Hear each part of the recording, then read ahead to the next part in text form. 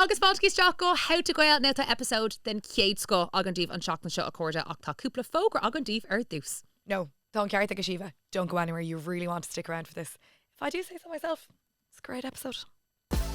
Fáilte rás go how to Gael tá muid ag gobar le fáilte Ireland le léargas nua thuirtaíomh ar éireann. Keep discovering one short break at a time. Well, it's October and the countdown to Iarrthóir is on. Mars Oldíh Éire is the home of Halloween. It sure is, Doireann. And this Jerry, we're encouraging you to rediscover Halloween's true origins, Samhain, and experience its rich, immersive season. Saran 360, it's not just one night of costumes and treats, Colony. Absolutely not. There are so many things to see and do all over the country. Did somebody say 7 homes of Halloween hubs? Go on, Louise, take over my code there. I'm going to write these ones down. So there's Galway City, Meath and Louth, Longford and Westmeath. There's Kerry, Fingal in County Dublin, Limnock, Kilcannig. Each hub offers an authentic celebration of Samhain here in Ireland, where it all began. Thank you, Arthur. From Macnas to Halloween Howl to the Puka Festival and beyond, every corner of Éire comes alive with ancient energy and celebration at this time of year. And it's not just music and mischief. There is so much more to enjoy, from food festivals like Savour in Kilkenny and Listowel Food Fair in Kerry to storytelling events and Samhain workshops Fud Fod na Tíre. There is so much to see and do. Visit discoverireland.ie for some inspiration and plan your home of Halloween trip and figure out what's going on this Samhain season. Sinead, Cuinnegarh ag uachtaránachta an éireann. Colleen, did you know if you're aged between 25 and 65, well, you can get a free HPV cervical check. It's one of the best ways to protect yourself from cervical cancer. And you know what? I actually checked only recently when mine was due, and no exaggeration, it took me less than 5 minutes. Go on, Miss To-Do List. That's me. Well, can I show you, Doireann, just how easy it is, right? Okay. You open your phone, you go online to hse.ie/cervical check, put in your PPS number, stick in the date of birth, and then they tell you when your next appointment is due. Oh my God, I that's know. unreal. And you can check you're on the register on the website, or you can phone 1-800 45 45 55. Do you know, that is so straightforward, but we tend to put these things on the long finger. We do. And it is worth saying, girls, even if you've had a normal screening test, you just shouldn't ever ignore the signs of cervical cancer, such as bleeding in between your periods or bleeding after sex. Call your GP right now if that's the case. Yeah, 8 Lighthearted. Listen to your body. You know it better than anyone. Empower yourself. If your test is due today, you can book it today or hse.ie/cervical check. Did you know that GiveBlood.ie needs 3,000 blood donors each week? Wow. Sound like an issue now. Imagine if the How to Gael community rolled up their sleeves. Check my little joke there. Anna Calista Shiva. Do you know what? Bheadh sin do chreide, especially when you consider that 1 in 4 people will need a blood transfusion once in their life. So, conquer for the information, Louise. Well, it's very simple. You can visit giveblood.ie to check your eligibility. You can book a slot, and it really is that straightforward. Ceist an award them say. And we make up on tain and eek. Girl, might even get a briesca. No, seriously, the most important thing to remember is that blood donors do save lives. You can check your eligibility at giveblood.ie.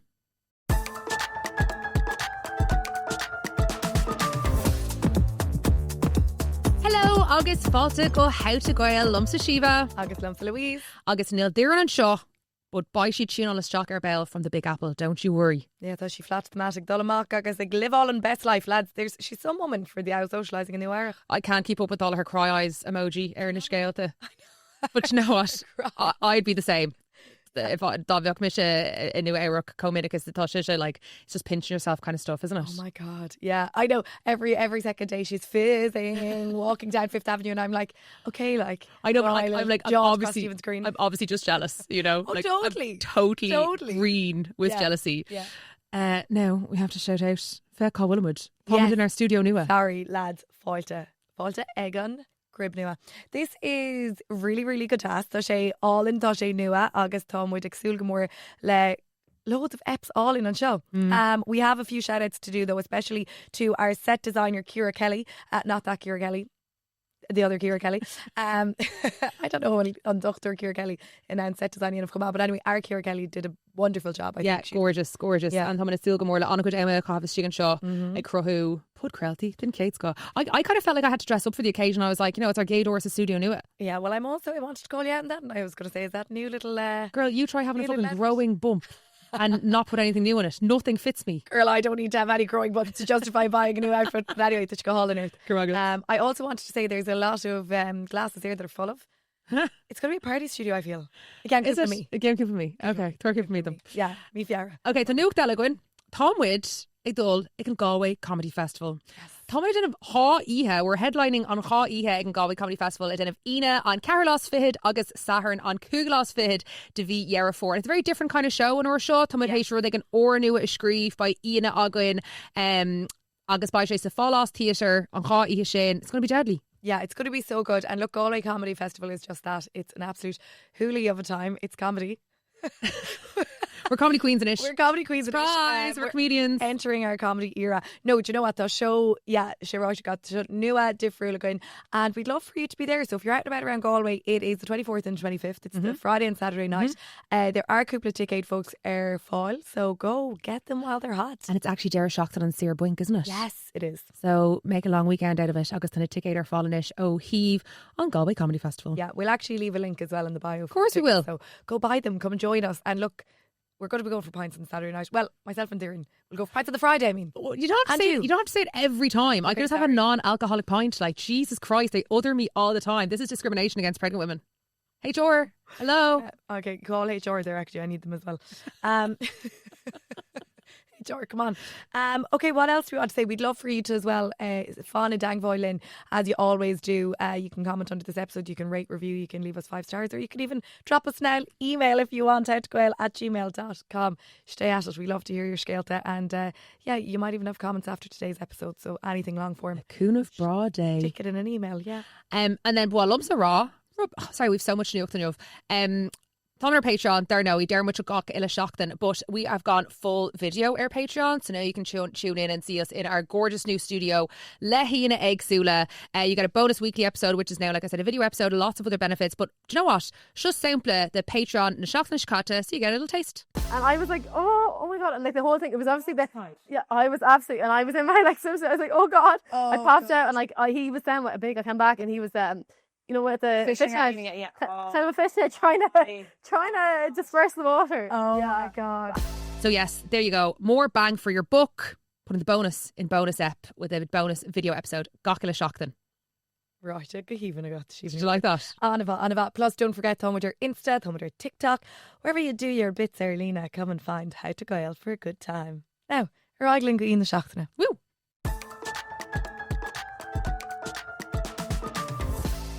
So we have a very special guest joining us in studio this week, Síomha.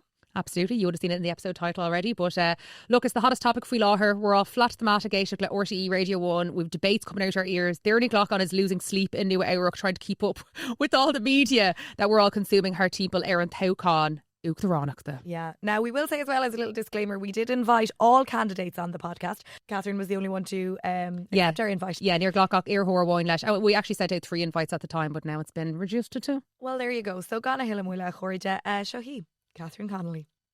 Okay, so Avcoda, Shicoli, Ear Ordvera, Chochtadala, and Céad Las Ceann Corla Buinin. Absolute baller. Catherine Connolly, you are a woman of many talents. Agus tá fáilte óhrót go put coile How to Gael. Gur míl mag. Tus a good céco go nóchas táú. You're flat to the mat. Gaig me an ceistcur will no maid, no second few. I got. Do you ever have a second alone? Níl faoi láthair ach tá drifur iontóg agam agus cheannaí si cuidédaí. So bhí cúpla nóméid agam an teachtain trocatse agus ripméis just an offig agus bhí 3 cheacad ceannaí eici agus hog me an cean dearug agus sin an cean atá le feicáil le déine. Okay. Ach siise atá ag déanamh Lán Ibre Mahan. Yeah. Do you know what? It makes me feel sure. Like, tá Bert ella ar an bud credit Louise agus tá Doireann níl sin seo aniu, but ban gnóhook ella. I was thinking if you Louise Lán an the show, the go, constant go, fuck Doireann Lán an though.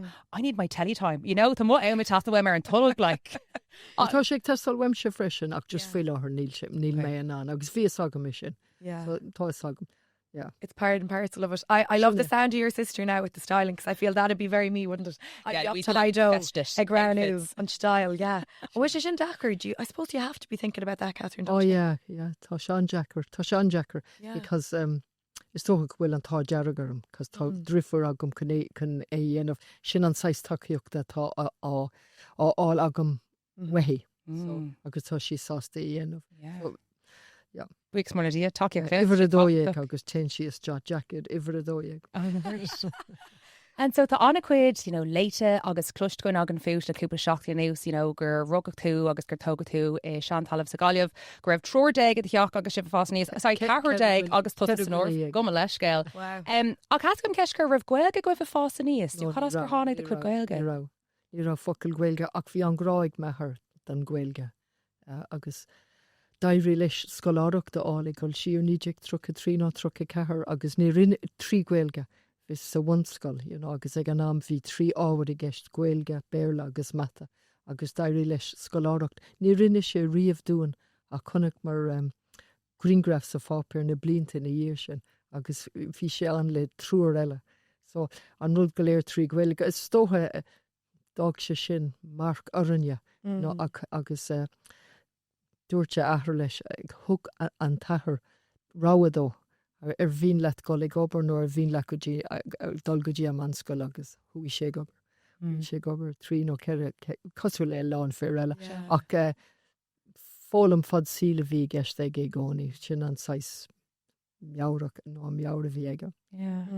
But is léir goil an Gaeilge an hábhachtach duite agus is cílam nuair bhí an chéad agla bhí dhéantú agus tú chur dachtas amach ar an bhód dhéantú an aglah sin ar radio na Gaeltachta go hamlan trí Gaeilge ag leir le muinter na Gaeilge agus muint na Gaeltachta bhí sin tá sé simú rinne mé thug mé an gealaún sin do radio na Gaeltachta agus tháinig mé reis agus rinne mé an céad agla a bhló mar a dúirt tú agus an sin leis an radio áitiúil agus í ndearna dála na man commerceáide náisiúnta. Ag tá sé simú an rud atá tarlaí in áíire bhí mé an agus is tó go rang mé an úr ag an eile. Ach níos níl díospóireachta ar bith ag tarlú agus ní rang mé radio na Gaeltachta ag cant faoin factas cos níl deis agam because níl siad an choramíochta a bheith acu mar mis an tain duine. Agus tá sé sin deachar agus is folúntas allhhar é fion big smuoineh le déanaí freisin ar na himplachtaí a dascar as an rud nach bhfuil Gaeilgeach ag duine bháin. Agus aníos tá radio na Gaeltachta híos tá TG Cahar híos. Agus níl is thugam cin fá go háir TG Cahar nach rá díospóireachta gceist agus fóhéide le úsáid. Ag déanaí sé sin an machas don Gaeilge. Agus bheith deis ag an iarrthóir eile a chuid smínse a chur trasna. Gan éon luchta áileirí, cos ní bhhaitlam luchta áilir aon duine gan Gaeilge ach go bháin measach a spáins don teanga agus a bheith ré í a ólam tá mis ag fólam an tamlóg ag feabhsú an tamlóg. Is fólam fad síl. And I know gur luigh tú go raibh díma ars nach mbeoch díospóireachta an trí Gaeilge donna hiarrthóirí mbliana and is dócha tá sé tábhachtach go rá ní rud tic sa bhosca é díospóireachta as Gaeilge ach rud do phobal na Gaeilge agus na Gaeltachta, tá siad a cearta acu is dócha go mbeoch díospóireachta an dómh chomá. Sin an rud tá muid cant faoi cearta agus is dócha nach bhfuil a ggóthain díospóireachta faoi sin. So tá muintir na Gaeltachta agus muintir na Gaeilge híos ó híomh díospóireachta de. Agus ní féidir glacu lei sin, is dótha gur drocinna bhí an í nádríre maidir le TG Cahar agus tá meas allhór agam meas cuimse ach agam orthú as a méide tá banse maith acu. Ach níl is agam cén fá gur ghéal siad choú agus ar ghéal siad, agus cad mar dheall ar fóhéideil. Nú áiteangracht. I suppose go bhfuil sé beidir ráide got an sin Catherine ach tá anna chuid caiintéis bheith an le linn an toghchán marall ar Gaeilge agus an bhfuil sé riocht na Gaeilge bheith ag an úachtarán. Meas de ghfuil sé? Tá sé Harbh táhacht go mé Gaeilge ag an úachtarán. Agus a rís níl mé géirí caitheamh an nús ar aon duine mar chap mé mo híl ag fólam na Gaeilge ní mo híl but cat mé chuid mhórda mo híl ag fólam na Gaeilge. Agus bhhatlam bheith hí ma eisiom lár a gcuoine eile. Is féidir é a dhéanamh agus is súil eile ar an domhan. Ach tá sé Harbh táhachtach go méid Gaeilge ag an úachtarán agus meas a thospáint ag cibbe cin iarrthóir tá i gceist agus aitheantas a thabhairt don Gaeilge tá aitheantas faoile sa bhainreacht tugad don Gaeilge príomhtheanga na tíre. So is dótha go bhfuil folúntas allmór an sin in áíire faoi láthair. Cahan gur hosú félam na Gaeilge ar dhéantú cinenne cuinsíach tá mé chun airí lífa sa tanganis. Rinne mé cinenne cuinsíach gur mágad. Rinne mé agus bhí me sa rank agus láiríán i gceist agus chug mé óráiding Gaeilge. Bhí me an sin i dhéanamh, agus bhí me an léamh, bhí me an scríomh. ó mo cuid Gaeilge ón scoil. Ach cúpla nóid tar éis na hóráide sin dír radio na Gaeltach orm aga le bhí dhéanamh an buinse agus dúirt me ní féidir, you know. Agus dúirt tú thula mé hu, you know, tá tú an áis níl mé ná rire, agus rinne mé cinenne ag an puinte sin rahí mé reis. So sin 2000 fihe blina. Breis fihe blina hen. Wow. Yeah, ach ní raí am mí dús, ach an bailach an tús a bhí gceist ná de lé mé, hui mé reis ag léh, agus lé mé scéalte do má bhirt gasúir a bhí ó golóir ag an am. Agus an sin de réir a chéile fuair mé rangan na príváideacha, agus cibbe cinenne hui mé reis an alscoil. Wow. Yeah. Oh, wow, where did you start there? A rinne mé diploma, yeah. Okay. But bhí sé éasca cos bhí mé in Gaeilge, bhí mé lonaí in Gaeilge. So agus bhí rothar agam, agus bhí sé éasca gáil sús. Agus, but bhí sé intach, you know, bhí sé intach fethe reis I rang agus Gaeilge á ólam agam. Is cumlum ag éon ábhar, Gearmánis, but ag an am Gaeilge. But ná sé sin spéisial le cloisimuid anna chuid chun daoine ceisna ar an anna chuid le conas gur féile chuid Gaeilge a dheosú agus derm sé gáin like it's wrong and like how to really dull rash like Agus aber chuirteach. yeah Sin like an it's rud not as instantly. Moses. Gur a cóiste. Tó go bhfuil mí hiiscint an sin ó híh cuid den na daoine go gapin siad cúpla focail agus ba sé éasca. But níl tá Gaeilge éasca go leor ach cosú le éontseanga eile ní mór dit. An aber chuirteach, yeah. I take well tusa Harva acadúil though agus. Ó níl. No, tá tú. I take good anything to talk to Casula and our Doireann. You love the old books and the, do you know what, le bheith ag fálam. Is malum bheith fálam. Yeah, I'd say so. Well, ein tan Gaeilge agat, Catherine. Go teoracúil tá Gearmánis. Go teoracúil. Bhí seagam sa céim. Bhí seagam sa céim. Okay. Ach maidir leis an Gaeilge nuair hui mé reis. Bhí sé intach bheith reis. Bhí sé intach chuidir snocht olmhór idir éis sin an tespere sin agus cuala carach na Gaeilge. Doireann. A náid bhí mé nó so agus an sin hu mé reis le cuasa astraán freisin. Wow. Téan bhain táiste tá agam tá mé an na botún amsúb. Níl mé ná iad a hacant. Tá chéim sin ag teach. Clisim na botún. Bhí mé sé is an óscoil ggurcaig agus bhí anna crack gom ag staidir an Gaeilge an raibh an crack ma in óscoil na Gailge. Well, you see, hui me sé reist cúpla 2003. Tá cuimhne intach agam forma grifor bás ar a lá brethe 2003 an céad lá de míúl agus just bhí si tínar fe chuig seachtain a revision, you know, agus siise. Bhí mé an gardaí, bhí mar go léir an gar le chéile a cúg siise an ben chiúnaí maithas sama ach I gcónaí thug si cardam agus bhí si ag fallbáis agus hui mé agus bhí mé an anrá guess what? For me third ma and she said face agam, you know. So shas and shish sin a matum sin specialta agus tá germagenta kibi came vlin ach vi me I mon an chósa nur chonig an tawakan. Okay. So vi orm airias an rounds mi fiaura ach lig si dom an scrúdú ein of mi úl. Oh, fair play that. Or vi si dintok ach ni ro hostav vi me I mon astruchan. But you know, vi si dintok. So sin an cui. But so tá Barney agam mi me cuidolis agus maidir le gramadach tá Barney. Tá Barney gan elig absolutely rás go agad Louise. So bhil a ceiscurt faoi na dúchláán atá rih fubal na Gaeilge agus na Gaeltachta ar náí tá rudig súla aspa muoinethe ann. I know go fios éigent sa cána sé déine ach fós tá 5 muoinethe ann an ggéir céim tííochta sa Gaeltacht. Céim ról go bhéidir leis an uachtarán a immert sna cásanna seo. Well, is so cosú le gafalitúr dregur mé an ceis mar seo gan an ceis de regartí dús, but mar heachta dála rinne mé ma díhel son na Gaeilge mar agus fé láthair is caithíirlach mé a ríist an dara uair den costa Gaeilge, an cócosta Gaeilge. Agus bhí ingus a snadí mar caithíirlach revision agus mis revision a ríist.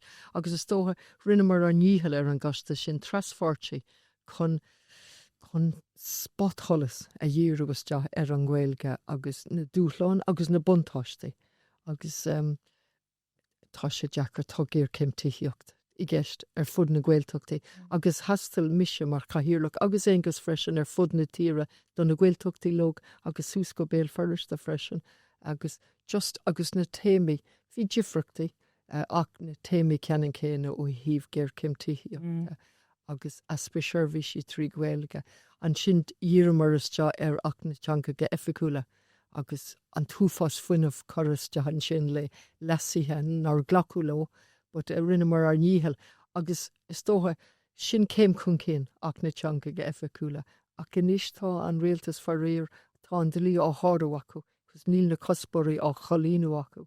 So ceist mar uachtarán just bhuatlam an Gaeilge normalú é chóirtes deachón imel agus as a bheith mar eisimlár agus ní matlam na focail sin ach just an cuincrap a bheith mar eisimlár a haspáint is féidir an Gaeilge ólam ach ní amháin sin an na buntáistí ag tá atá a héin le tiile teangacha. Ní amháin Gaeilge ach Gaeilge I dús. An Gaeilge dús agus tugann sé súil eile ar dain eile. Agus ní ráhas aga mé sin rud nua domsa súil eile. Rinne mis an botún céine as petiscinna gur teangacha omláin difriúil I an Gaeilge agus an béirla. Agus is tó ceapan daoine go bhfuil sé cosúil go bhfuil an Gaeilge cosúil I béirla agus níl. Is teanga eile is dain eile. Agus thóg sé an túfás ama sin a gáil dí bhaimmarm ach is tótha gur tuige minis agus just an buntáiste a bhainean le a bheith gá teangach agus níos mó teangacha mas féidir. Is buntáiste maithe sa maithe agus is tóí higann daoine sin ach le linn an achta seo ó Jeremy úl. An méid Gaeilge tá le clistal agus daoine ag teacht sústhogam agus níos mó na cúpla focail. You know, íireacht olmhór a dhéanamh acu. Cumarsáide bheith acu in Gaeilge agus a ráta an grá bhuatlam. Agus le déananig agus chuir sé glindar ar mar crí tháinig duine súslam tá sé gobar le teachta dá eile agus dúirt me tá méid reisig fólam na Gaeilge de bharthasla. Wow. Yeah. And delighted go to Hra Marialler and down Ella Choma. We'll circle back to that because we're big believers there on podcast show. Instant sale Ella on Tav Shindan Road. They like we heard you on the radio recently say that you think the future president needs to make preparations for United Ireland. This podcast, How to Gael, is an all-island podcast. We pride ourselves on having iarrthóir ar fud na tíre. So beidir leabharlann piece beag faoin ráta sin and the preparations you think. Yeah.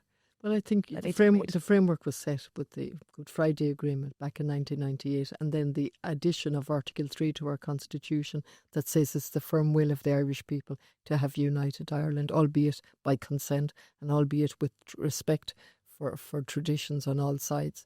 And that's the framework. And since then, we've rolled out a number of cross-border institutions that are working very well. And then lately I met with Senator Francis Black, and two people from the north. One was a minister, and it was the most enlightening hour that I had listening to the work that they have. I've forgotten the name a few times, Future Ireland, I think, but it's a civic engagement group. And it was just an hour of absolute education for me. They gave me the details of the engagements that I've had over the years, north and south, in person and online, sometimes up to 1,000 people. Meticulous, methodical work going on across all traditions. And what jumped out really was there wasn't talk about the flag or symbols. What it was about was, what would a new Ireland look like? What will it look like? Will we have a public health system? Will we have public housing? Will we be able to afford housing? And a lot more similarities rather than differences. And that was an eye-opener, really, how meticulous and methodical that work. And then we had a cross-party committee, and they reported a year ago, and they made very practical suggestions to the government. One of them was on a green paper, that the government should focus on producing a green paper with step-by-step sort of lay out a step-by-step where we're going in terms and how we're going to reach unite. That nothing has happened since that. So I firmly believe in a united Ireland. Agus mar dúirt me tá sé sa bhunreacht is set out in the Constitution. And I would hope that it would happen during my tenure as president, and if not, certainly during the tenure of the next president. You asked me, I think, how I would use my role. Again, Actually, I've said the first place I'll be going to as president will be the North. That will be the first. And that's just following on different visits I've done up to now. And at various stages, I've been accused of courting Sinn Féin by going up to the North recently. And I've said, well, in my personal life and in political life, I've never liked the word court, really. It doesn't sit well with me. And Doing a line with. it just doesn't do it for me. It doesn't resonate with me. And I pointed out that I've gone up repeatedly to the North in a personal capacity and as chair of the Irish Committee, and then as an ordinary member of the Irish Committee. I've been to Belfast, I've been to Derry. And really, if I go back to Belfast, the Women's Centre on the Falls Road and the Shankill Women's Centre, again, the similarities, the same problems, the same themes, unfortunately, in relation to horrific numbers, in relation to violence against women and so on. So your question, I'd use my voice all the time to bring communities together, to highlight the similarities, to create safe spaces where we can discuss differences in a respectful way, with dignity and with respect. I'm very conscious that a border poll is policy for governments, not for me, but I would certainly use my voice. I have always had the feeling when I crossed over into the North of having one of my limbs missing. That was the best way I could destroy it. We've cut off a limb by having the North as part cut off, you know. I went up there on fun trips as well. One was the badminton. We were bottom of the league, but it was a fabulous weekend. And another, I did the Belfast Marathon. Did you? Yes, a long time ago. It's a long time ago, but we did the Belfast Marathon. Yeah. How many marathons have you done, Catherine? I lost count, but my sisters have done more. Have they? Yeah. Oh, I was laughing earlier on because I was saying the presidential election is the same weekend as the Dublin Marathon. That's what my two sons are doing. They're both doing it. I hope they're hoping they're training. Would you think they'd be busy that weekend? Yeah, I think they're. I'm delighted they're doing it. I'm delighted they're doing it. And I did the streets of Galway a good few times, a long time ago as well. But I was pregnant in 95 and I did the streets of Galway. My son, I was 5 months pregnant, and it's a constant joke. It's a no, but I tell you, I'm really Germagat. I'm Cuig Migala. I will not be running any marathons, Catherine. Okay, no, it wasn't a marathon. It was a 10k Galway. It's the streets. I won't be doing that either. But the fun thing was, it was the streets of Galway, and my son. I was carrying my son, obviously, Brian Thomas. And years later, he went back to do it. And he said, I've never done it before. And I said, you have actually. But you were carried the last time. This time you're on your own. Oh, that's so special. Are you quick? What's your best time? 3:36. For a whole marathon? Yeah, but we were trying to break the 3:30. My husband broke it that year. Oh my, couples do marathon. But remember, Erin Bud Creile show, we have had ructions over people's 5k times. I'll tell you what, I told the girls, this was on Anna Shakata. I said to the girls, I'm going to start the park run. Park run, nice and easy, Modern Harrin, it's the little 5k. Yeah. And Doireann said, 5k, sure you do that in your sleep. Anyway, it's a constant. But Doireann, she said she could do it in something ridiculous. But anyway, it was like 28 minutes, right? Yeah. Which isn't awful for a 5k. But you're talking about running 42 kilometres in 3 hours. It's a long time ago, and you're putting there in shame. We love it. It's a long time ago, and actually on the way back from Belfast that year, we saw the sign for the triathlon in Sligo. So you signed up. 3 sisters and a brother. We were together in the car. No, but that's how it happened. And we were coming back and we said we might try that. So you just see signs and be like, I'll do that. No, I saw Behaldy going, I'm telling you, this is a long time ago. So that's how we did the triathlon, and we did 5 of them. And one year we didn't realise that the helmets were compulsory. So I told this on another podcast, and we had to go down and try and get helmets. And the man, he was beautiful that ran it. He said, I told you girls. So we had to go down and try and get helmets, but there were no helmets left. So what did you do? 2 hurling helmets. Oh. Were they, I'm going to try to do a hurling joke here. Were they Mark or were they Cooper? Apparently they're the 2 helmets everyone, you should know. The brands. I do. Well, what I remember is... across your face.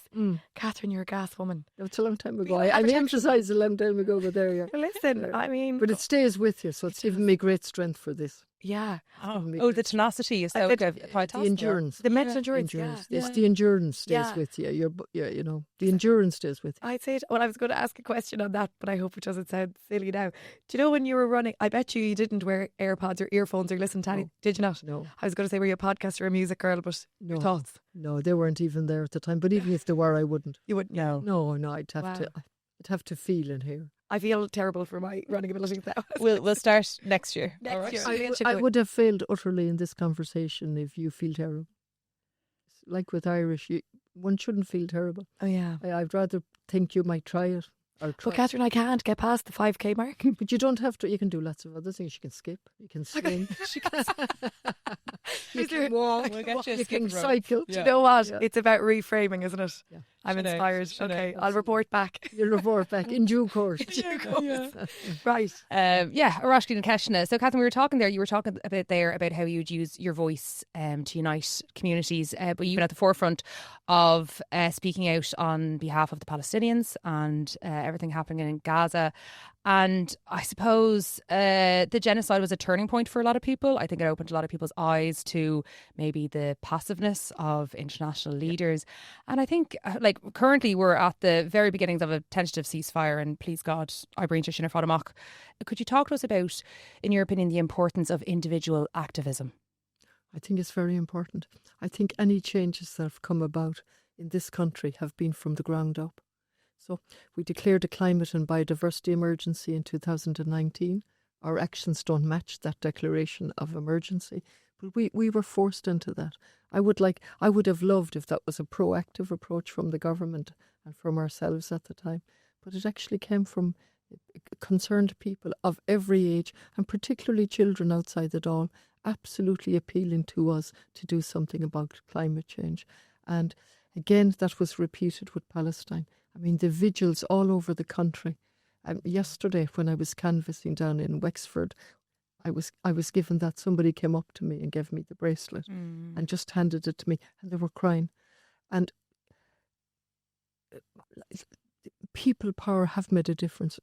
Obviously, the genocide continued, and despite their protests, and they felt hopeless and in despair. But as I went around the country and talked to them, I emphasised that they did make a difference. We recognised Palestine way back in May last year as a result of pressure on the ground. Now, my comments about that was Palestine was almost destroyed by the time we recognised it. But it was a positive step by the government, directly consequent on people power. Tá cúpla ceist goin ó Doireann sa goine, tá sí hail inniu arach faoi láthair, ach tá cúpla ceist fí seán a goin. So, Catherine, we better go stateside in it. Live from New York. Live. They're in toghchán. Hello, Cháirde. Tá mar tachuamh ó stáisiún Subway in sa gcathair nua amhrach, agus tá cúpla ceist go mar Catherine ach í chiad cheann bhaile mála amach tá sé intin agus a Catherine Éileh a gcóir an diaspora éarna chután sa in America agus in nua amhrach diaspora tá fíor láidir go bhfuil féinúlacht éarnach go smuranta ach beidir go bhfuil Aspa Canadachta an buasla málamach na de bheittásaí inmh chun an pobl sin a chothúg san airtú.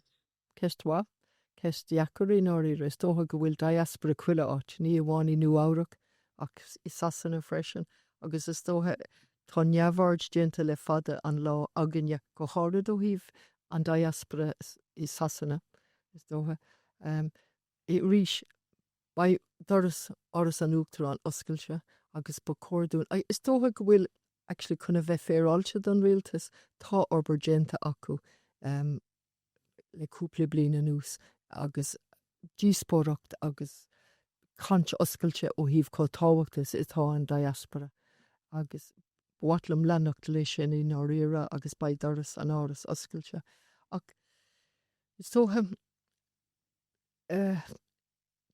Sasanna, mar vera, dairilum go Coventry fá láháin a bhí gceist agus is mór an trúin ar cabmé ní smó ama. Dairilum go dtí Milwaukee, Chicago agus Seattle agus bhí sin intach agus casmé le Londíine dé bhhaine na tíre seo. Ach module Sasanna is tótha mar thuí is tótha hin trí catar anting Sasanna. Agus cosú le a lán cluine a lán sin an Ginneteach lag ulra a lán chláán nó ní mórdum smuoinmh go dtí Sasanna agus thug siad sin tús as cosú le na daoine is na Stát Aontaithe agus go tíre eile agus is tócha níor thugmuid aitheantas riomh do luach na sin tú sin a cheol siad arás. Tá sagam imime chaon agus na hansíní sin ní ra mór an acu agus obair iachar siúil acu le cúpla pína híriú agus in anón sin cheol siad san agus na daoine in na Stát Aontaithe na parcels arás. Thuganne dún go léir agus thug sé an cabhar dún agus bhhatlam aitheantas a thuirtó sin agus beidir an luach álama hí luach dochreide gceist ach is dóinníor chuir figur riomhar beidir goil mé mí ceart. Chumát le sin tá ceist ó hí bhótaide agus sin rud eile chotharad ó híomh an toghchán seo. Tá mé soléir ó híomh na daoine sa túisceart go bhfuil de heideal acu bhóta bheith acu. Bhhatlam tuileas smuoinemh a dhéanamh cén srín cén ama bhés i gceist ó híomh bhóta a thuirt do gcuoine atá imias antí ar cinse tá bhótaid. Ach cén uair ceirg bliain, 5 bliain, ag pointe bháin bhí cúgar de mo grechairge i Toronto. Wow. Trúigar an tá duine bháin an inis agus ba sé tá sé teachtáile mar agus tá dreithir agam in Fúlar tá Germagint Atlanta, Georgia agus bhí trúir déachláán sa Garamán ag pointe níl tá si de reis tá birte reis agus bhí duine agam i Sasanna birch. So tá neart taithí agam ar an diaspora agus rian ní rá an dara ráha ag forhór acu a gáil th lear. Agus is mór an áréis sin agus is marc ar an tíirí náíire. Tá sagam go bhfuil fantaistal ar gcuoine óga ach ní hé sin cis forhór na daoine a bhí orthú an tíre ágal. So tá neart maclah le déanamh agam ar cén cuí is féidir lumsa má gacha úsáid. Gáil ar fád. Ceistháin eile goin ógéireann? An tarna ceistetha gom ná mar leis an taisóg, tascain go an taisóg an éiring afgaháirithe ar fud an dain. Tá siad in Austrráil, tá siad in America, tá siad ar fud na hóir, tá siad a Sasanna. Agus sa siad fáilach cadí an hása mar uachtarán chun an taisóg seo a bhealach ar nascahéirn ar díospóireachta ach an nóas ar sin gimbeach onadíoch ceart dinta dóibh agus sin dhearra amach an toghchaí na tíre seo. Yeah. Is mór an ára go bhfuil ar gcuoine óga an tíre ágal. Ach tá rud níos deimhne freisin tá easpa dóchas i gceist agus na daoine óga atá ag teach sús thugam tá siad ag rá ar a leid tá córa dóchas an inis go bhfuil duine géisteach. Is tócha níl daoine óga ag iarraí go mbeidh réiteach agam ar cuile aib. Ní hé sin atá ag teastal ach aitheantas don rud atá ag tarlú easpatíochta. So bhhatlam go méid gatain a reise tír agus bacór go méid agus bacór go méid policy ag cibicén rialtas tréise ama legan amach agus lígdó gcuoine teach a reis ach ní féidir is sin dhéanamh gan tííocht. So tá tuirí na policy árid tá si trom cúiseach. Tá níl tithe le fáil agus na tithe tá le fáil tá si dro chustasach. So baninte sin leis an rialtas cibicén rialtas agus dúirt an comisiún tííochta agus dééis siad san le gath sealbhór agus rinne siad túrascáil, scríomh siad túrascáil chuimseach ag legan na maith an tró chun cín agus an frása a dúsáid siad nó athrú bunasach radical reset of housing policy. Agus níl sé sin ghlacha ag an rialtas. Agus sin cuid den aib, ó híomh na daoine ógas dótha thug siad san dóchas domsa le linn an achtas. Mar tá siad ag smaoinemh ar na feibanna tá acu ó híomh easpatíochta agus na costas marachtála agus có deacrús atá sé lóistíine áil don na bhicléin agus a riile. Ach an rud a thug dóchas tamsa ná tá siad smaoinmh tíh an witómh féin freisin agus ag rá ní féidir leis ní féidir linne mar hir lenacht de rai agus fáil réile in ar Palestinióireachta, ní féidir lenacht de rai le tuile choga mar réiteach agus si sin ordú menmadam in áíire agus just go raibh siad sásta teach sús thugam agus na rudaí seo a phlé agus mé géisteach leo. Agus tóir sin an rud atá ag teastal weithú ó uachtarán go méid an túachtarán an éisteacht, macna bhí dhéanamh agus an sinna bheith crógach agus muoine bheith agam labhairt maith nuair a scá. Agus na luachana atá aganne go léir, ní aontaí muid go léir ar na luachana ach tá luach críláir tá bon luachana agus go méid trúa agan do gcuoine go seasaí muid le daoine atá híos go méid gácha ar son na siacána go seasaí muid le muintir na Palestíne agus cinenne díú i gceist agus sin iad na téimi a tháinig sús a ríis agus a ríis chumát le easpa lóistíine agus rud é mar sin. Úsáidan tú an focail sin dóchas go minic Catherine Lighthearted.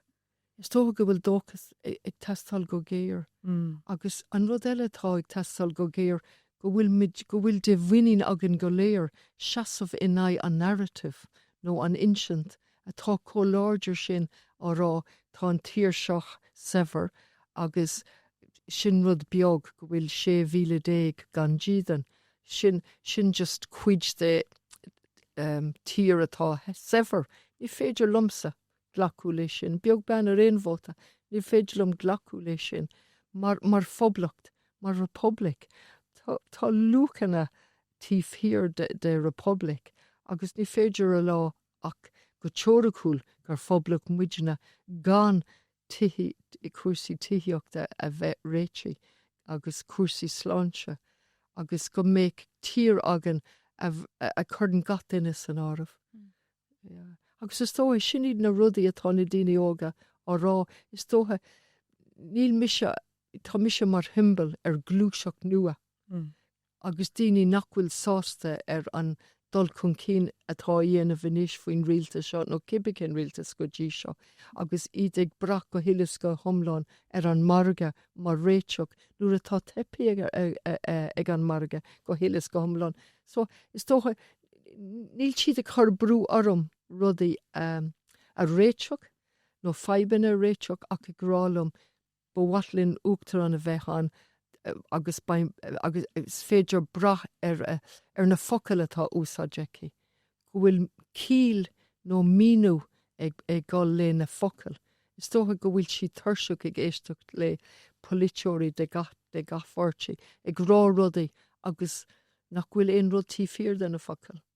So is féidir le duine a bheith is tótha muoín asam go méid ba siad an brath ar ógail. Beidir nach nintóil siad lom ach ba siad an rá bhfuil ar a leid creidin si agus seaan si ar son an rud a creidin si antú an rudaí a creidin si antú.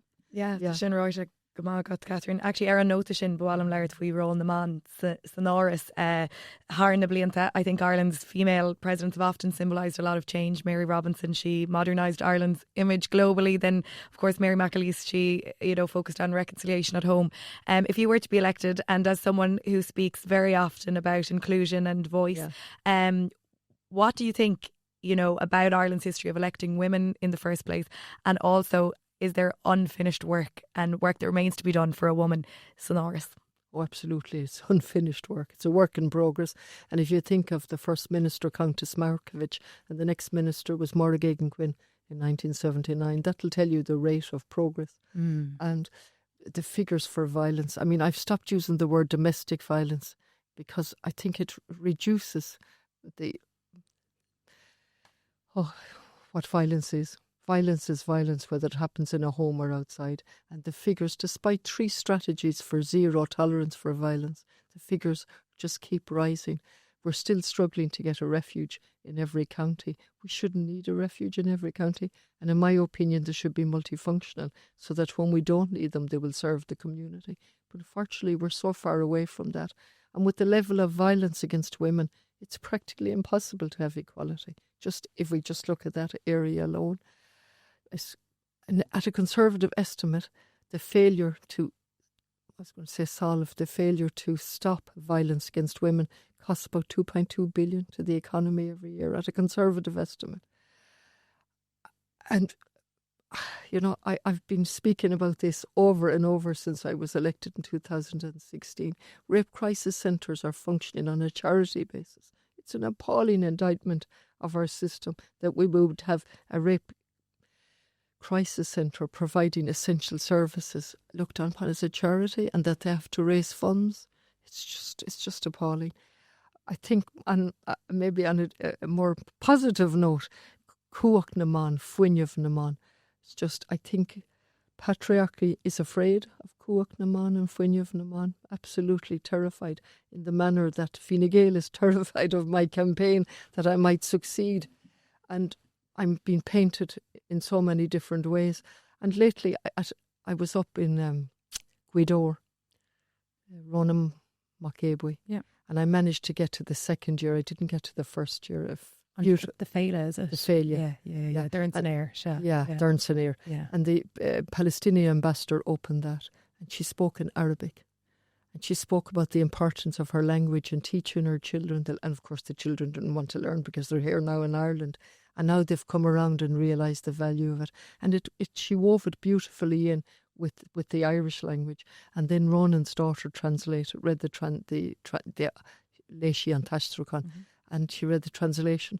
And it was just a wonderful moment of talking about the importance of language and the importance of giving a different view on the world depending on the language, and cherishing diversity. And it's a week later to the day, I was down in Cooley, and I was asked to talk about Fuinneamh na man down in Cooley at the festival they do every 7 years. Féin an Leach.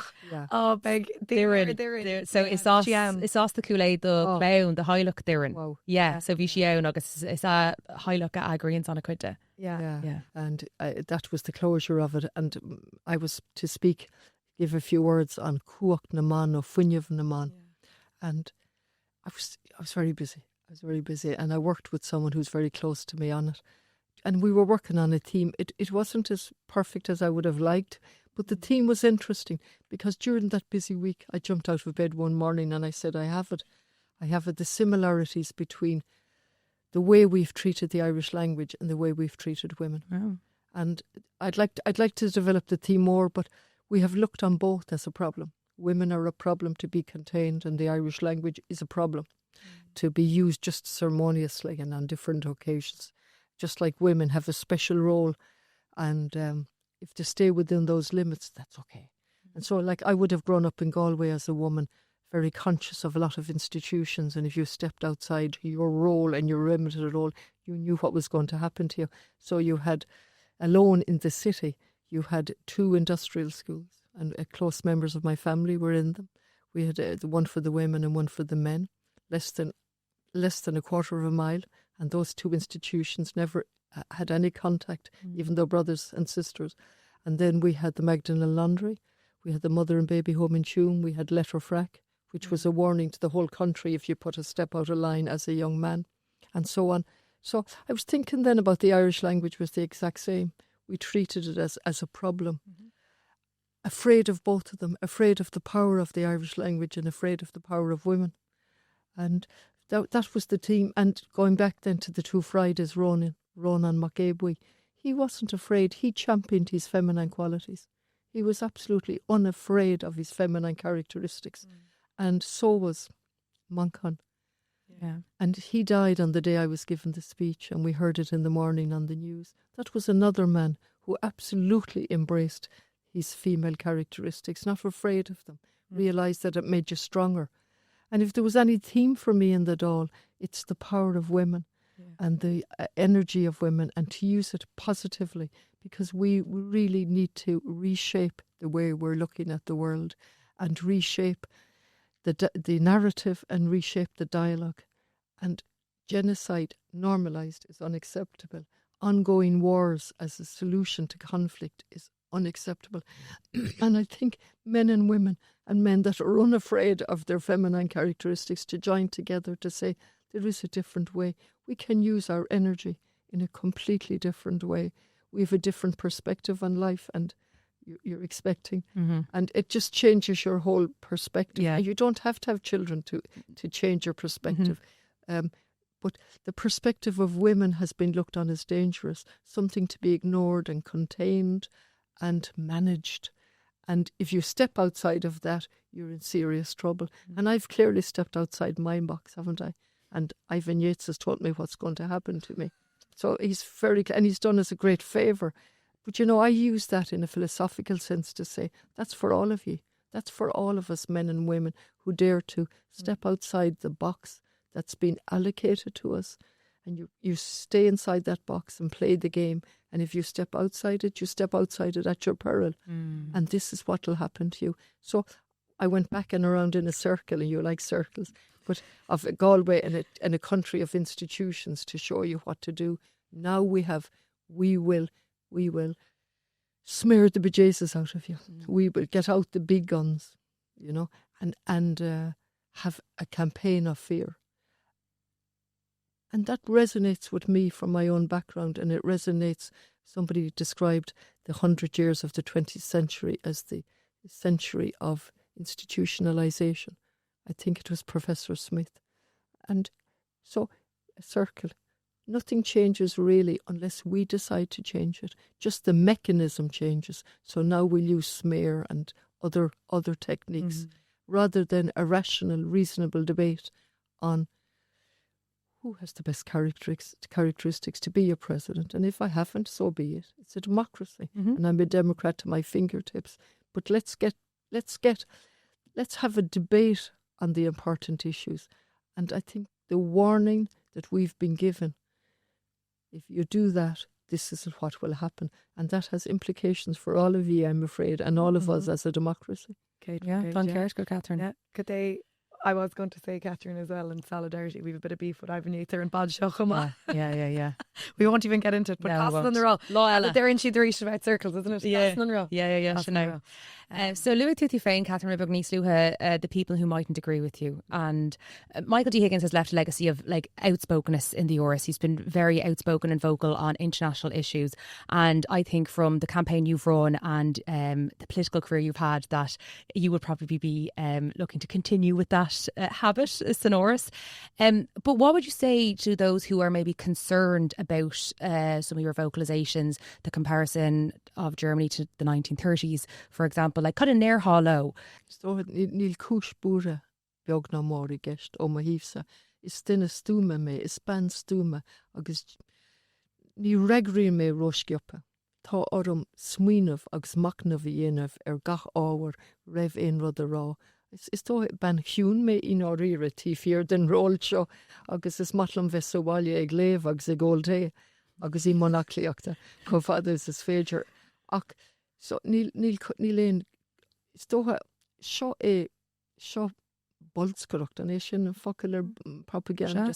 Yeah, ó fortí agus faríor ceanrach fina fáil freisin. A tá bútha nach mai an bua acu. Agus go mai bua ag ban atá stúma agus fuinneamh eici, agus a bhreaníonn an ról mar uachtarán, ní bháin a bheith géisteacht ach chun daoine a spreaga a cuid cuacht éon a úsáid agus an ngoch a úsáid. I think there's absolutely no reason for worry in relation to me. Quite the opposite. I tend to be a person who reflects and thinks. I've never been given to a quick retort, except with my siblings, perhaps.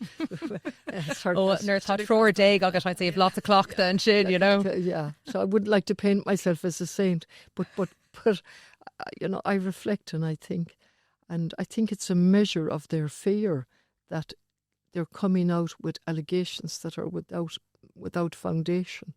For example, if I go back to violence against women, I couldn't speak out anymore on violence against women. And on a particular radio show, I was being asked in the context of the woman who's been dragged into this publicly because of working with me, which I really is awful that her privacy would be trespassed upon. And I was making the point about rehabilitation and that person was fully rehabilitated and left. That was the background to it. And the presenter put it to me, well, then if you believe in rehabilitation, what about a rapist? And my body reacted immediately, physically, at the idea of rape. It's so awful. And I reacted. And that was my first reaction. And my second reaction was, I must reflect on the word rehabilitation. What exactly does it mean? Does it mean that you would imply somebody who'd committed rape? That was the reflection, not any hesitation in terms of the appalling crime that rape is. That has been used against me, and it's good that I can use it back and say that's. I'm horrified at the level of violence, and as I've said already, and I've spoken about the rape crisis, so I won't repeat. And in relation to 30s, a book I read, and I keep going back to it, is called The Dark Valley. And it takes a chapter on each of the countries during the 30s. That was uppermost in my mind when I was responding to the students. And I talked about the similarities in relation to the militarisation of all countries. I used Germany as an example because I'm familiar with it. And that's what I used as an example. And so there are similarities between now. Obviously, there are major differences. And I never refer to anybody in Germany. I refer to Germany as one country, and the similarities generally with the 30s, where we're building up armies and heading in a particular direction. And I make no secret of the fact that I'm worried about that. And I think everybody should be worried about that when we go one direction. And the other thing that people are saying, and it was said to me today again by Heather Humphreys, an absolute falsehood, that I never condemned Russia. I've repeatedly condemned the invasion of Russia. What I've highlighted over and over is, if we're going to continue to have credibility as a neutral country, then we must call out abuse of power no matter where.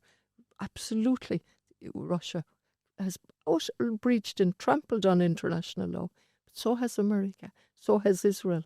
And so over the years, I've collected the speeches that the Taoiseach and the Tána has made.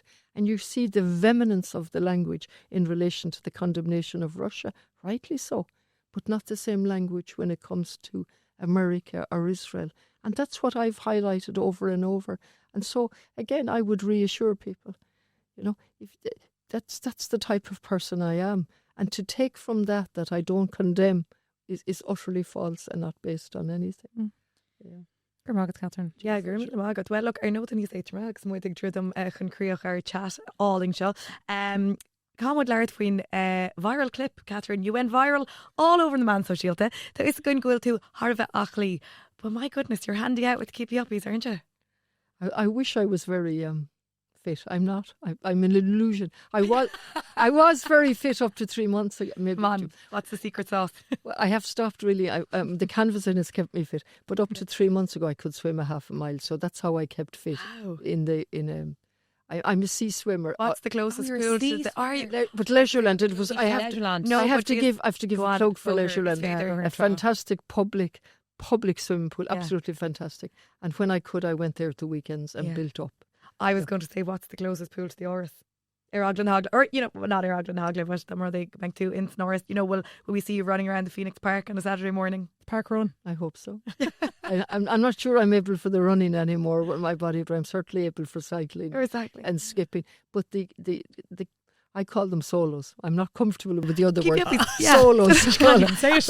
I can't even solos, say it. Yeah. That happened naturally and organically with the children.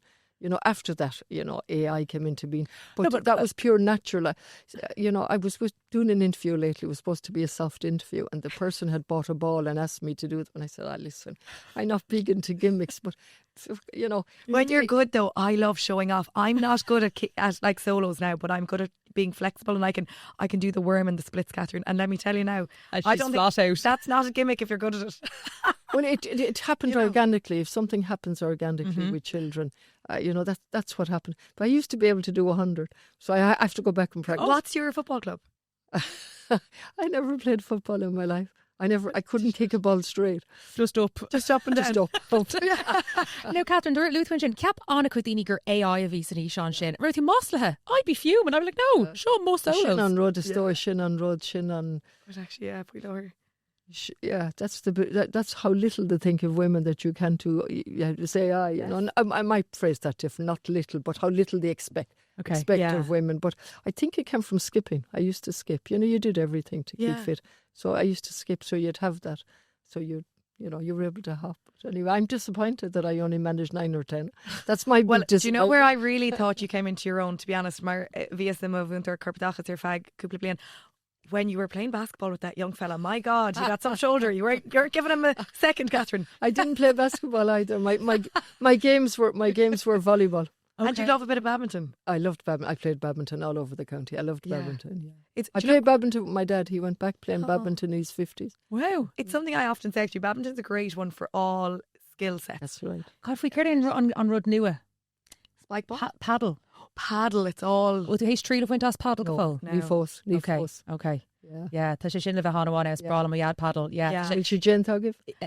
I think on different mo is that you can use the wall. You can hit it's a ball and not a shuttlecock, and you can use the wall. Well, it's cosúla ladóg, but ní stopping on play riamh mar ní hain sé os bound. Anyway, sorry, I don't need to explain paddleball to... could be... By the way, I have to say, I got a message from my niece lately when I had the hurl in my hand and I was doing, and my niece said, I think you're showing off at this point. So I think there might be some truth in it. Are you a fan of the GAA? Would you shout for Galway, Catherine? I would. I love sport. I love sport, but I think it's more taken. I'm not very patient watching games. But I think I fought all my life that sport would be multifunctional. You know, that facilities would be multifunctional for running tracks around football pitches. And you know, it was a big thing for me always that it would be multifunctional to get more people in, because not everyone can play GA, not everyone can play soccer, but everybody can walk. Mostly everybody can walk, or a bicycle. And so I always favour and having tracks. Yeah, and we saved a running track in the west side in Galway a good few years ago, and I'm very proud of that. Unreal. Carmina Magat, yeah. Okay, Catherine, tá Ryan Keshna agwan this nish. So should just Keshna if we like na rudi a flame with a honna vinnick air on board Creila Shaw. Okay, so in Cake Cown, we love a sing song ag Doireann hiha. So Doireann hiha tá aun, gach na heish air on a conna, is Doireann tá aun, Cain air on tá conna. Níl sam. Yeah. Níl party piece agin níl party piece agus matlam árán agus is matlam bheith páirte can. So brahan sé really. Okay. Brahan sé ma humor freisin agus brahan sé cé bheith daoine atá sa seán. Yeah. Tá mé beag an in cúhalach ó híomh sin. Yeah. Well, I'll have to say it, nish tá an Galway shawl a gum as a Limerick woman. It's not a gum gamana because the two are well able to sing, but Catherine, I'm an Alpray but I sing with compassion. What's the word? Gusto, is it? Yeah, bit of gusto. But no notes, just lots of gusto. No notes, yeah. Down in Wexford yesterday there was a beautiful girl busking and she was singing the Galway Shawl. Was she? She sang Sweet 16. I like Sweet 16. Oh yeah. So maybe that would be my part. You Furies. Oh yeah. Cain Keshla, Cain star sign atá agat. Scorpio. Sure. Agus umbrella. Mina sauna. All right. Oh, tá sé tacht. Oh. Okay, so Scorpio on Masthu on Will na Trehe Scorpio August. Oh. Do you have a sting in the tail, Catherine? Oh. Do you know Mograph Urnia is Scorpion coma. Scorpio, not Scorpion. She's a Scorpio. Agus Darren Mavama Goni, like anytime it's so funny, it's so petty, like when she'd be given out, that's because she's a Scorpio. She's now sting in the tail, very black and white. Coming on Cursus le lawn ruddy. Yeah. Agus tá tú anna dílis go má. She mé puinte agus sinné. Okay. The sting comes out. Spatial. Catherine an gamadan tú dílan. No ní cumad boatlam. Yeah. Boatlam, but no ní cumad. Yeah. Ní bhíonn tú scríomh mé rudí a géisteach le rudí scríomh mé nótaí an tamlug. Okay. Sin. Sin an rud céine nach. Well, no, boatlam. Okay. It's more an true enough. But no near. Rinnemer put Creila ream off we cúpla seach an hennes féile éisteach siar leis, all right. Céir an teach torna is fear leat. Oh, by me dribbling, yeah. By me dribbling, nachtans and stuff. Yeah, that's a single das. Do you know Agus matlum na chattorm ella fresh. Of course. Déin lethach go smír sinné. Do you know greibh pianta agan ormháin, Catherine, inismeán ag tinál gweilta de conar na Gaeilge ag 2008. There you go. Yeah, bhí pianta Guinness again. Well, sin simú now because Honnig mé rasio Syria an lá sin. Honnig? Yeah. Really was a lá chéine? Ó Aleppo. Right. Agus honnig mé ras le stiúideo bhfuil dúirt mé fihi cethir uair clíg agus ó fihi cuairnó fihi sé. So bhí an thuras géanta go ó Aleppo go Arden. Bhí mé mar chahirirlach cuid den session. Deir an ihe sin, yeah, an panel. Yeah, agus bhí ban rialta ón clocharing aile bhí si intoch agus bhí na nótaí scrífa eici nuair a bhí si man óráide ach chun cuimhnatá agam san á bhí sé níos teo ar an éile an lá sin ná mar a bhí sé in Aleppo. No, honestly, it's heat wave again. It was cosú leis na Bahamas. It was exotic. Bhí sé Bhí ar an stop a chur leis an rudidir fe cúpla nómad mar bhí daine ag tiitsim. Ilige bhí sé cóta sin. Yeah, bhí mhróg ar fád scristón deir seachtain a bhí an tar ó na bóchra láta. Tá san an lá sin? Yeah, bhí. Sin is ról mé pianta. Yeah. Humor nach le chéile bhí mar sí las mu den dó go ról mé pianta beidir gin. Sorry. Bhí an over pianta agan. Pianta Guinness an joch ba ansalom. Okay. Ach deisrí mé má bhí na blintó hin. Oh, right. Ní ról mé piantó hin ach deisrí mé gin agus soda. So sin the Gin agus soda, really? Okay. Cad é fast ar Gin agus elderflower. Well, I was going to ask you, Marielle, an elderflower. I go sé ro village. Dumsha. Tá sé beagán over. Gin agus soda tá sé go. Gin agus soda. Yeah. Okay. So stógad ó gin agus soda agam bit. Deir hanné. Sorry, pianta agam. There we go. You're a woman after my own heart. My favourite drink is the vodka salad, I call it. Vodka sparkling water. Ní rá vodka agam riamh. Rio, really? No. Exclusive. Jeepers. Pity all about Major. women are full of them, so we could have had given you an outshot. Old Calm would show you of gas our Vimer Glarit Nias Luha Marielle on sale ella agus on down ella. So Rod me and you never going Gominic on Bodjo. We love to pull an out tarot card. Catherine, I don't know if you're are you a woman for the tarots? Ní rá mé riomh is tá mé oscailte. Okay. So an rudí anasú ná currency ceist ar na cuairtaí agus pé cuairta agat amach. Ní creidir mé seo. Tá sé seo right. Yeah. Ní fragra ar the ceiste. It's kinda just like cóirla atá ann, you know, like so ní fragra Devon atá ann. It's kind of just like August fresh and disclaimer nílam sin na cuairtaí leabhach an irt. No, we'll be doing a quick Google. We'll do. But we'll ceiste go dun facade. An packet, go okay. Will I manage to get a swim? Okay. Friday week, you're like for a swim. Okay, go on. Yeah. And then for we'll do. No, on toe. Gera Dulexov. New one take on. Gá ceist dána agsúil Okay. Rocket leis an snáb. Rocket leis an snáb. Okay, so Aber No, bóatlam snáb lá an tá. Oh, ar lá an toghchán. Okay, so let's round cuarta. On Meg Desh Catherine Dulexov ar lá an toghchán. Can we insert spooky music? Does stop her on now agus tú sásta? Stop. Okay. Well, No, it's on camera. Okay. Yeah. Okay, Catherine. Well, Ers in the courty. Rina Guch. Okay. The King of Cups. I think go show Anna va. There's a ja omen anyway. Okay. King of Cups means it can represent a person who uses their emotional intelligence to navigate complex feelings. So I think go will on wininoch gomai snáv agat Catherine, basically. Do you know what? And I also would say that looks like a massive goblet of gin and tonic. So if nothing else, you mightn't get a swim, but you'll get a strong drink. It's associated with the arts and creative, and I think it's jarfuck. So that's a yes. Well, that's a yes. Míle buchas as ucht an astruchan. Look, you know what? I'd say pack the swimmers and just prepare anyway. You're after that. All a lot lá an toghchán. Catherine Connolly gur míle agras felin Heich Gael tamad Harvey buich asad agus ámór again cúpa shots man Ireland. Fáiltúróh gur míle magil. So sin ar trasta Catherine Connolly I don't know tamad Harvey buich as días toghchán mar Louise tá sé Harvey gnáth leis an bheachtas ar fadar siúl faoi láthair and I stoke under the tábhtí le rá ná téach agus bíí cínta bharvóta cábhar an Carlos fihead a bhí ar for. Yeah, fair play there, because though she can hook. Lads, I cannot get over Keiko Ackley's Toshi. I know, she was trying to say she wasn't, but like you are. An illusion my eye, like imagine running a triathlon. Sorry, I went on a limney. Yeah, you did. But it drew or gale. It drew or gale. I know. That's a crazy time. That's a crazy marathon time. Impression like piece of BTS for you, Savala. I'll give you this for free, right? We'd like wires and cables around the place. Well, the hupshy over an owl wire and tach the stock. I was like, I tell you, nimble. Yeah, the high jump is her next her next sport. Right. It's inspired me, if nothing else, to try to pass the 5k mark. Come on, like. Come on now. Síomha. Más féidir leis an le ceann na hiarrthóir den uachtaránachta dhéanamh is féidir leat, you know? Get the brogue arm. Get the honkers out. Well, glúis na seachtaine going. Yes, so the main brand new rubber glúis of winning leis an uachtaránacht. So San Cowrory on Uachtaráin. They're the presidential aides. Oh. So I a little sorry, not a little, sorry, not to trivialise the presidential aides, but like Nini means like over lots of Oris, you know. Yeah, well, you'd have them in Zara every second day. I'd be like, right, guys, essential, SOS.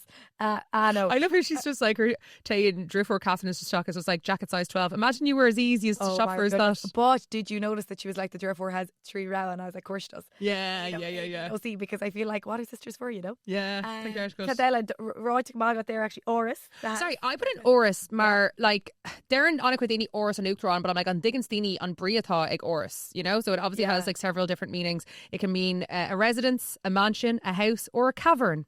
A cavern. Now, I don't think we're talking about it in a cavern sense here, you know. I think we're talking more about residential house. Does Oris and Uachtaráin have like a wine cellar? A cellar at all, or a basement? It definitely does. If it's Catherine in there anyway, she'll have it full of gin. I was laughing actually to Ruchirtos and Kesh there, Rialler and Pint. She's like, I wasn't drinking a Guinness, I'm a gin woman. I know, Jesus. I was just like, I thought you can say like we were having a pint kind of colloquially for like we were having a drink, like, you know, and she took it very literally. Yeah. But do you know what? I enjoyed that about her. But now Catherine Connolly are also going, she's a gin woman. Yeah, exactly. So if you ever need to buy don't give her a vodka. No, Dane. Can't believe she's never drank. Never had a vodka. It's crazy. Do you know what? But they do say vodka drives you cray. That's why I'm on it. Must be my problem. Explains so much. And then triathlon. Aye. There we go. Rud knocking any may better. Well, you never know. We could do, right? Maybe we could do a leg of it each. Would one of us in the Houch Gael, could do a Houch Gael version of a triathlon? Okay, the one snob. Did I get Aaron Roher? Did I get a ray? Yeah, Neil Mishikama, Doireann, has she ever done a TV show without a bike? Okay, so Doireann Roher. What's the synonym? Misha Sosa Snob. I did say I was good at undulation. Oh yeah. Okay. It's fucking Misha. Deal. Sorted. Okay, sign us up. Now, Catherine Connolly, take that. Okay, Yup agus Yaks na Seachtaine. Yup. Okay, Yup na Seachtaine and Tachtaine Seo. Fashion Week. You know what? Seachtaine and fashion, lads. It was Airshul and Tachtaine Seo in Erin. The inaugural week. Shout out to Ashley McDonald. She's some woman for one woman. Another Galway woman, actually. Really? Yeah, she is. And she organised all of it. And I have to say, we went to Candace na Shona in Slane. Had never been to Slane Castle before. It was filmed. Now I know where the Traitors was filmed, you know, so Gurmagat. Yeah, everyone to Supas. Yeah, Shimmer Cade show fashion reef, except for one I took part in when I was in first year air school. Yeah. I was a model. I actually was. Were you in first year? Yeah, in first year. Oh my God. Did you strut? I fucking probably tried my very best, Louise. No, do you know what? Actually, that and Shailom, like, near my Quinta and Deck now, actually, but we should actually spatial, like, see, agus they brought new air estes, you know, more like it's festus, like, Kudakuvi, she'd have an Navganok, Darnoe is Jarhori Ernica on it, like, got Kaunaku, and yeah, no, actually, it was Kasula, like, no, near Shiver Wada Akirid, you know, so it was, yeah, it was, no, do you know what? Actually, when my Nismo Supas Nog or Cap make a winning. Okay. There you go. Dash in a class. Yeah. We should go to ask Mariella. Baby's first fashion show. What? Oh my God, baby's first fashion show. And she went pantsless, lads. Shiva went gone ain breachta early. Gone ain breachta. I know. Well, I was kind of like, you can wear fucking anything to show, like, you know, people are dressed like lunatics. So I was like, show me, yeah. Girl, it's fashion. I know. Oh, but the Michelle Hisharala ages, I want to go pantless. Yeah. Not yeah. I've been saying it for ages. And nothing fits me right now. So Ireland Fashion Week's perfect. You know, it's Danta. Yeah, pregnant and pantless. So no hashtag new. Good. The unshow. Derinoch Virshul Aranina actually in City Hall. Yeah. Halakarok Anya Asthma on it. And Vulas le Celia. They're actually Celia Holman Lee. Celia Holman Lee, right? Because we miss hold on. The Aini Nochel Adnaku Cecilia Holman Lee Kehi. Okay, she is like íchonach mar bhean fashionta. She is fashion in Ireland. She's sna seachtaí, does she false co-fashionta. Like you've never seen a woman dress like her, or strut, by the way. She'd give you now a lesson in strutting. And posing. And posing. Yeah, She set up a model agency in Limerick, I would say sneachtaí, maybe Nokati, and it's gone on to be maybe the most successful one in Éireann. But she's still herself such an iconic fashionista. But the Celia agus Misha a Cav on Jarrahor Kane Aranina, and if she did, she Mary O'Sullivan, shout out Mary, Yen Mary on two-piece thumb nor Vimer dollar on Mower Lighthearted Gwell, and we went on our American tour. And anyway, Celia made me out. She called me over right across the room, come in here for a picture, and she was like, look, the treaty stone, the treaty. And she kept on holding my boobs and showing people, and I was like, I know the treaty stone on my tits. And I was like, could anyone else in the world like wouldn't get away with it? But when Celia Holman Lee grabs a boob, listen, you just go with it. But no, Vishani asked agus Cadémer Creoch, like in fairness, it was a powerful ending. Paul Costello had Rosanna Davison out of retirement. And sorry, quid in a bridal outfits. I was like, Jesus Christ, she'd fab. Yeah, Cusses stuff. Yeah, they can cusses Tarshin. Oh no. Go on. They're couture, so like Ballpark? probably thousands. Ballpark. I would say 8,000 maybe. Oh, forget it. Forget it, guys. Yeah. Couture Beidir ní smó ná sin ríist. But anyway, ní raibh Paul I láthar ní a bhí sé teen, so If you come up fucking class it's brawl am Dublin City Hall, mar venue right now. So if you make smoin if we do, honestly, if you make smoin if we do, and then I was like, I could just sit in and get a pizza. Oh, I know, yeah, I know. Agus bhí tú actually bhí mar sléin an ihe yeah. Bhuilimar bhí mis anime einar, but bhuilimar se le Argara Patrick agus Louise agus Coomer go duch Asian show, because we Declan Fev last night, he wouldn't come in with me as my plus one. He was like, you go in there now and I'm going to get a pint. So we shake Fev and Rogan's, and we pint to go in Lakayla, and it was really nice. Fine, I'm lying with 4 pints. 1, 2, skip a few, like any asked though. Yup, more in a shachtana. Yup, all war. Yeah. Yuck na shachtana. Can I go on, lads? Okay. Cheannig mé an ina madan de hina cheannig mé mit tanning mit, okay? Oh, Branda ma tan atá rolas go clear, and it fucking was a leaky mit, and the inside of my paw was all arashta. It like a leaky mit is my yakin shachtna. I don't want to name the brand, but like, is there anything brand Aranach? Yeah. Did you use it wrong? The fuck, like. Well, I used if it's gone out, it was one of the one-siders, and I used the fucking not padded side. Síomha, like, please, I don't know, leave me with some bit of. Okay, you need to get on to consumer rights for sure. Oh my God, a leaky mitt. Yeah, it was a leaky mitter. I don't know, was I too heavy-handed? Anyway, first world problems, but like it was a bit of a yuck having an owl orange paw, like. Go Ireland Fashion Week of all weeks, like, do you know what I mean? Like, that's just. Well, you know what? Know the shin. I think you're Guardian Creek Credit and Bud Credit because you're obviously traumatised on leaky mitt. Traumatised, yeah. Listen. And all in go with our fish on umlawn, Marlúmer, Spotify, agus YouTube. Leverdell, fog, lervas, new comment doing Spotify. Acohora, Fuin chat and you, the Catherine, our hat and she live, Kerry Capshiv, Kavai Shiva Cover Vota, or who Aaron Garlos Fihid to VR for. Sorry, I was going to say something terrible there. What? Maybe we can cut it if it's not funny, but my worries was the leaky mitt. Soon enough, you'll be worrying about a leaky tit. A leaky mitt and a leaky tit. Wonderful. That's a visual that everyone needed in their. When did it start leaking? After the baby. Oh, grand, you've another while yet. Ah, yeah. If you need a mitt to clean it up, you'll be on leaky tit watch. with 2 leaky mitts. Okay, sorry, we might have to cut it. Go on. No, you were saying Roderick and Jazz. No, it's trying to drag the tone down. Presidential candidate, leaky tits. That's where my head was. There's nothing. I tell you, it's very important now, leaky tit. Oh, now you're a spokesperson for breastfeeding. Brilliant. All right, there's just no end to Louise's abilities or talents. Top of our Patreon, come on, not a Dermot, our full video or bonus ep in like the Shockana. And Darnoe, Gurmina Margaret, go fall to Ireland. As we do, of Aaron Bud Credit Show. Gian Jack and Joan? No, I can Galway Comedy Fest. Slán. No, we have to do our slán. Oh, yeah. Slán. Leave in the you having to do our slán.